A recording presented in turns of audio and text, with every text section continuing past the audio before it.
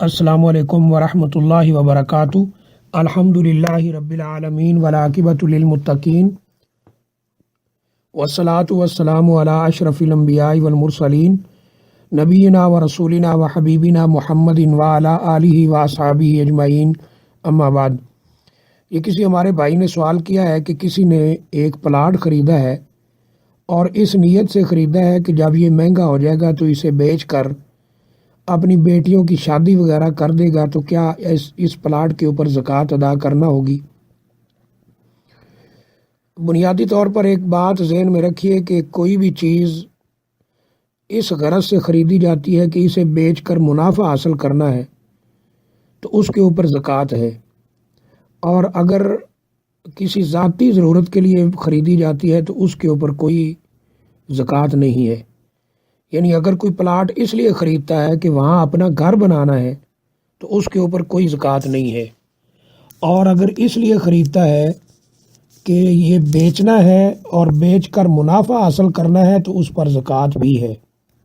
اب کیونکہ یہ پلاٹ جو خریدا گیا ہے اس کو بیچ کر منافع حاصل کرنا ہے اور پھر اس سے بیٹیوں کی شادی کرنا ہے تو اس پہ زکوٰۃ بھی ہے۔ ہاں، اگر یہ اس نیت سے خریدا جاتا کہ اس پہ اپنا گھر بنانا ہے تو پھر اس کے اوپر کوئی زکوٰۃ نہیں تھی، چاہے کتنے سال بھی گزر جاتے۔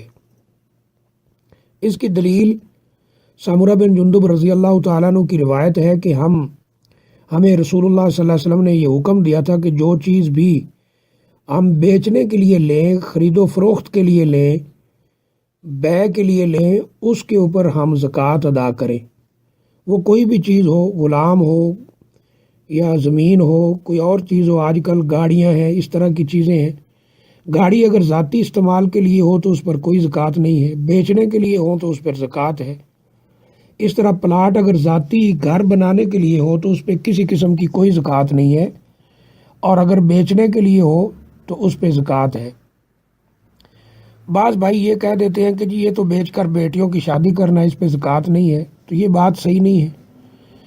پہلی بات تو شادی کے سلسلے میں یہ بھی ذہن میں رکھنی چاہیے کہ آج کل ہم نے شادیوں پر یہ جو اتنا تکلف اور اتنا خرچہ کرنا شروع کر دیا ہے، اسلام سے تو اس کا کوئی تعلق ہی نہیں ہے۔ یعنی اسلام بالکل سادہ ہے، اور اسلام کے اندر شادی بھی بالکل سادہ ہے۔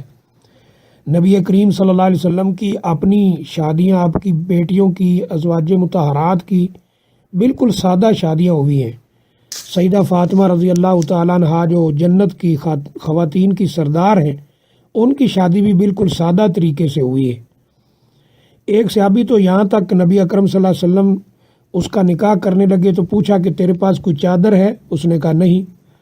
کہا التمس ولو خاتما من حدید، کوئی لوہے کی انگوٹھی تلاش کر کے لے آؤ۔ اس نے کہا وہ بھی میرے پاس نہیں ہے۔ آپ نے فرمایا قرآن مجید کی کچھ صورتیں یاد ہیں؟ اس نے عرض کیا جی مجھے قرآن کچھ یاد ہے۔ فرمایا جاؤ اس عورت کو لے جاؤ، میں نے اسی قرآن کے بدلے میں تمہارا نکاح کرا دیا، یعنی یہی تمہارا حق مار ہے، تو بس یہ شادی ہوگی۔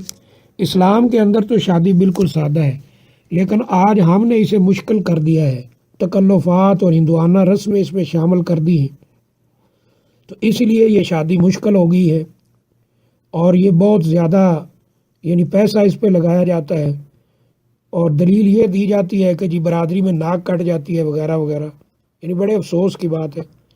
تو بہرحال اگر کسی نے پلاٹ اس لیے خریدا ہے کہ اس کو بیچنا ہے تو اس پر زکوٰۃ ہے، اور اگر اس لیے خریدا ہے کہ اس پہ اپنا گھر بنانا ہے تو اس پر کسی قسم کی کوئی زکوٰۃ نہیں ہے۔